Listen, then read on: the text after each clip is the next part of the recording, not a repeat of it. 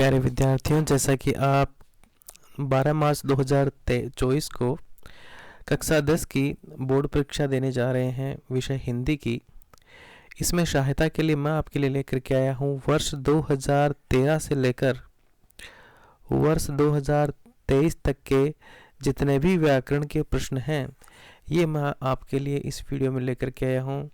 क्योंकि व्याकरण जो है कुल 10 अंकों की होने वाली है और सभी 2010 से लेकर के 2023 तक के जो व्याकरण के पेपर हैं, उन व्याकरण के पेपर्स में जितनी भी ग्रामर दी हुई है, जितनी भी व्याकरण दी हुई है, हम उन सभी के प्रश्न देखने वाले हैं ताकि आपको इसमें अच्छी हेल्प मिल सके, आप अच्छे अंक प्राप्त कर सकें। क्योंकि व्याकरण के प्रश्न पूरे में से पूरे आ सकते हैं।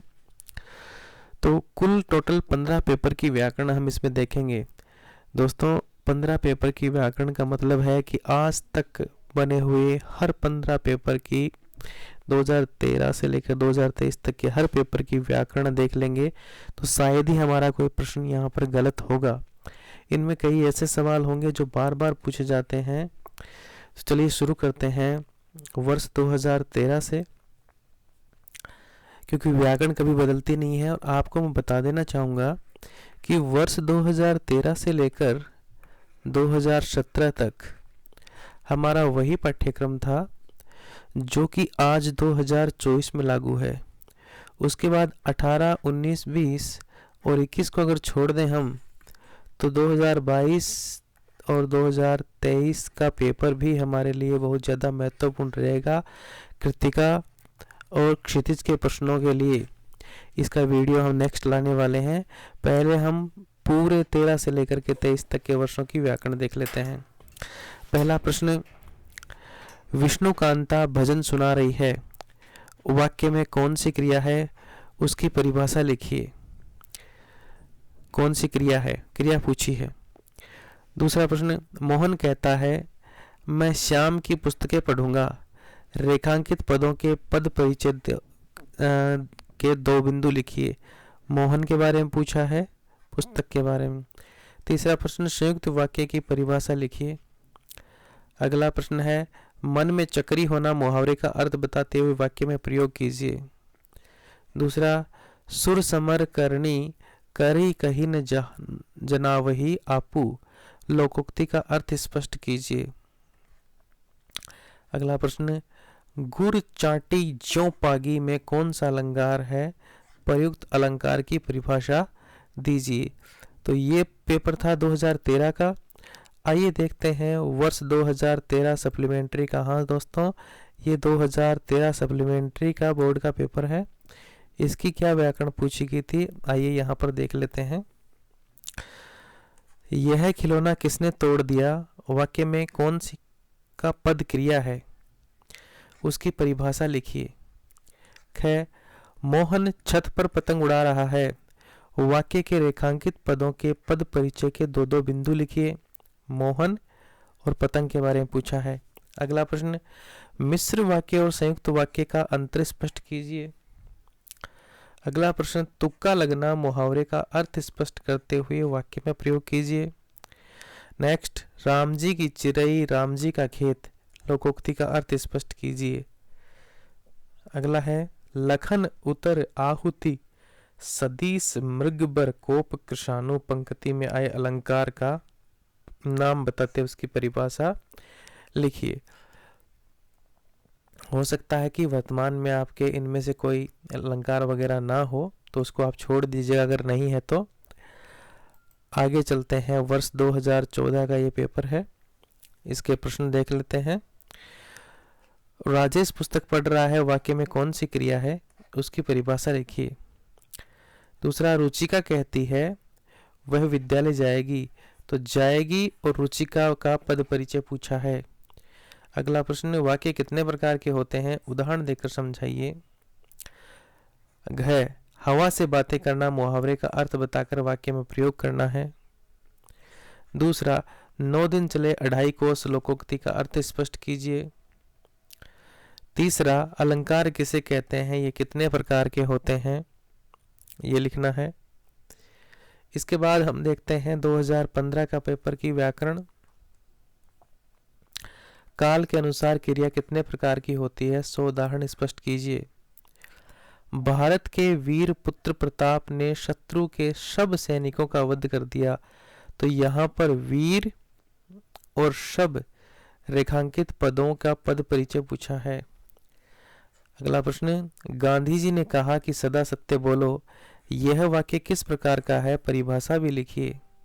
घ, अपनी प्रशंसा स्वयं करना, इस अर्थ से संबंधित मुहावरा लिखिए। अगला, पराधीन सपनेहु सुख नहीं, लोकोक्ति का इस प्रकार से वाक्य में प्रयोग करें कि अर्थ स्पष्ट हो जाए।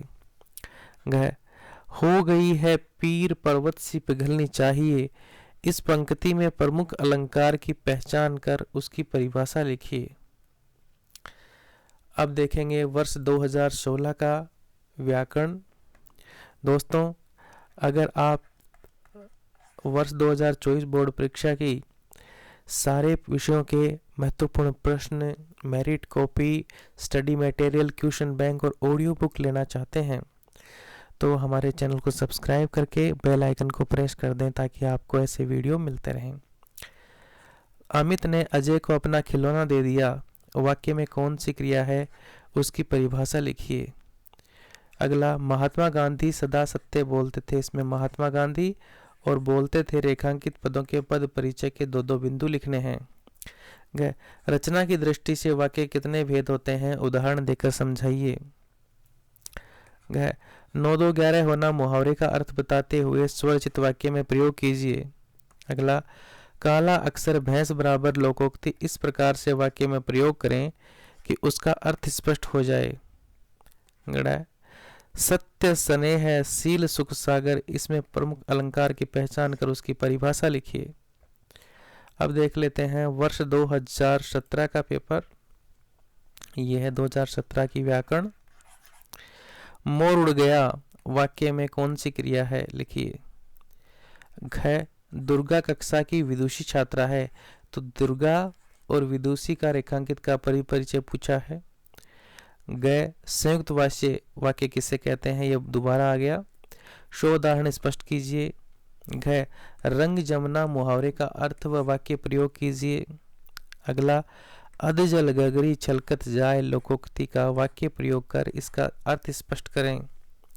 नेक्स्ट क्वेश्चन है, कोटि कुलिस सम वचन तुम्हारा, पंक्ति में कौन सा अलंकार है? स्पष्ट कीजिए। 2018 के व्याकरण की बात कर लें। 2018 कर्म के आधार पर क्रिया के भेद बताते हुए उनकी परिभाषा लिखिए। 10 नंबर, राधा ने मिठाई खाई, वाक्य में निहित कारक काल वाच्य लिखिए। अगला प्रश्न, बहुब्री समास की सोदाहरण परिभाषा लिखिए। अगला है, निम्नलिखित वाक्यों को शुद्ध करके लिखिए। धोबी ने अच्छे कपड़े धोए। मैं आपको बताना चाहूँगा कि 2018 में हमारा पाठ्यक्रम बदल गया था और उसके बाद NCERT की जगह हमारे पाठ्यक्रम में RBSC यानी राजस्थान बोर्ड की अलग से बुक्स लागू कर दी गई थी। धोबी ने अच्छे कपड़े धोए को शुद्ध करके दिखना है। सुदामा पक्के कृष्ण के मित्र थे, इसे शुद्ध करके लिखना है। प्रश्न संख्या 13 है, मोहरों का अर्थ लिखिए। बालू से तेल निकालना। ख, अंधे की लाठी होना, मुहावरे का अर्थ लिखना है। प्रश्न संख्या 14 है, चट मंगनी पट ब्याह लोकोक्ति का अर्थ स्पष्ट कीजिए। प्रश्न वर्ष 2018 का पेपर अब लेके आए हैं आपके लिए, सप्लीमेंट्री का पेपर है ये। क्रिया की परिभाषा देते हुए संयुक्त क्रिया को समझाइए। प्रश्न 10, किसान ने खेत जोता, वाक्य में कारक काल व वाच्य बताइए। अगला प्रश्न 11, निम्न शब्दों का विग्रह करते हुए समास बताइए। यथाशक्ति, घनश्याम। प्रश्न संख्या 12 है, निम्नलिखित वाक्यों को शुद्ध कीजिए। शीतल फलों का रस पीजिए, चोर दंड योग्य है।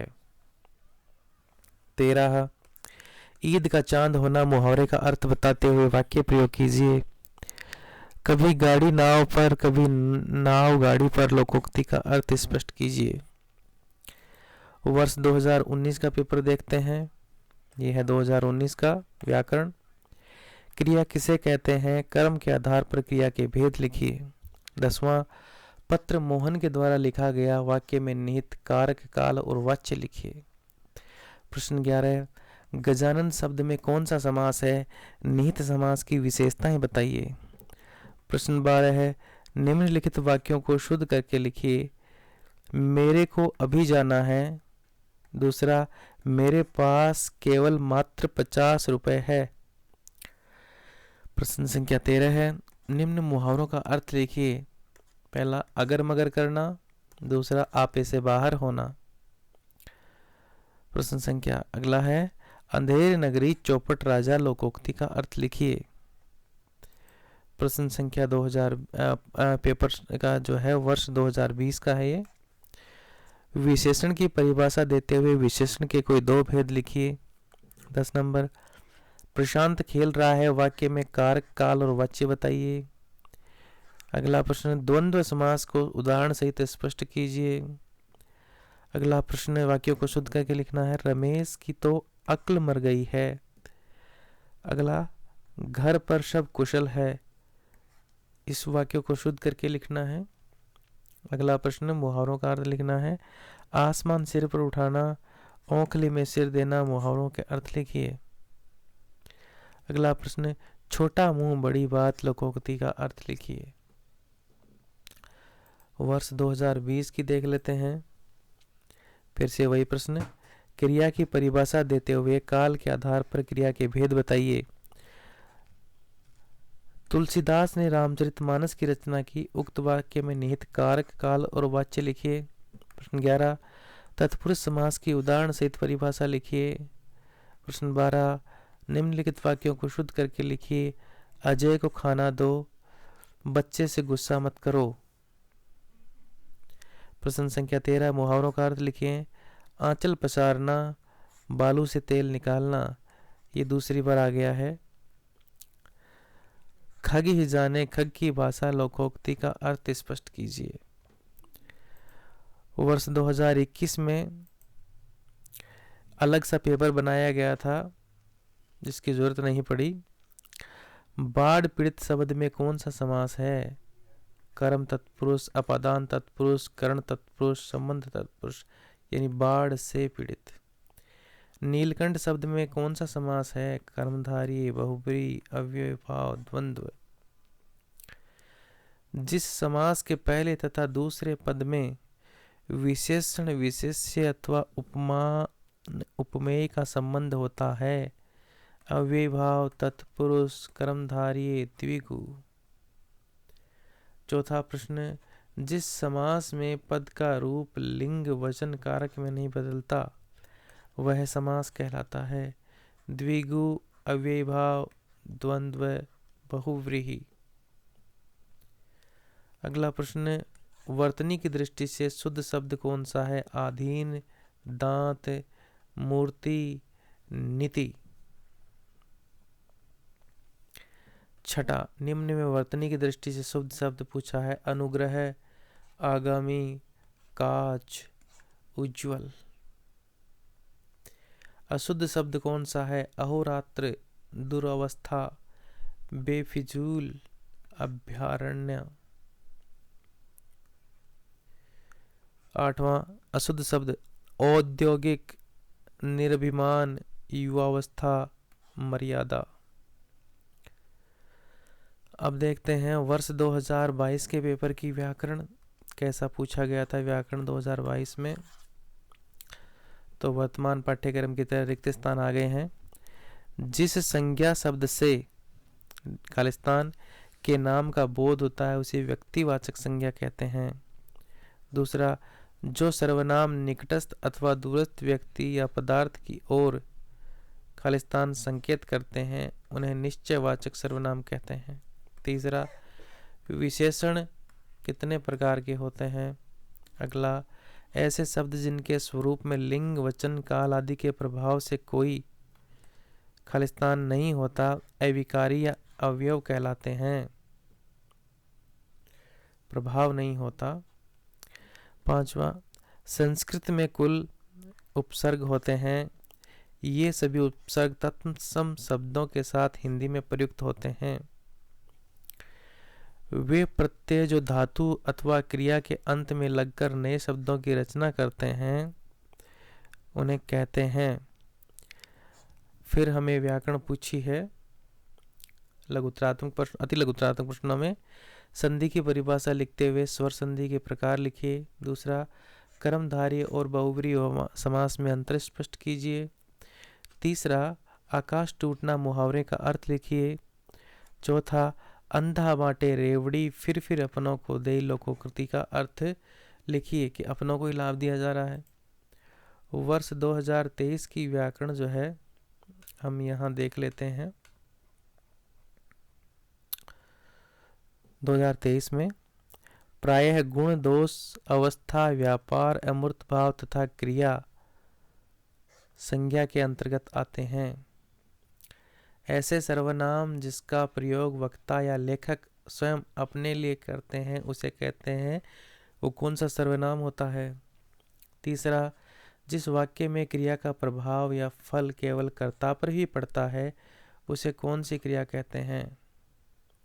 चौथा, परिमाणवाचक विशेषण के उपभेद हैं। पांचवा, हिंदी भाषा में मुख्यतः प्रकार के उपसर्ग प्रचलित हैं। छठा, वे प्रत्यय जो धातु अथवा क्रिया के अंत में लगकर नए शब्दों की रचना करते हैं उन्हें कौन सा प्रत्यय कहते हैं। अगला, यण संधि को उदाहरण सहित स्पष्ट कीजिए। नेक्स्ट है द्विगु एवं द्वंद्व समास में अंतर स्पष्ट कीजिए। अगला, कीचड़ उछालना मुहावरे का अर्थ लिखिए। और अंतिम प्रश्न जो है व्याकरण का है, एके साधे सब सधे सब साधे सब जाय लोकोक्ति का अर्थ लिखिए। तो विद्यार्थियों, हमने यहाँ पर देखे 2013 से 2023 तक व्याकरण से संबंधित सारे प्रश्न। इस वीडियो के बाद हम कृतिका और क्षितिज से जितने भी प्रश्न आज तक पूछे गए हैं वो यहाँ लेकर के आएंगे नेक्स्ट वीडियो में।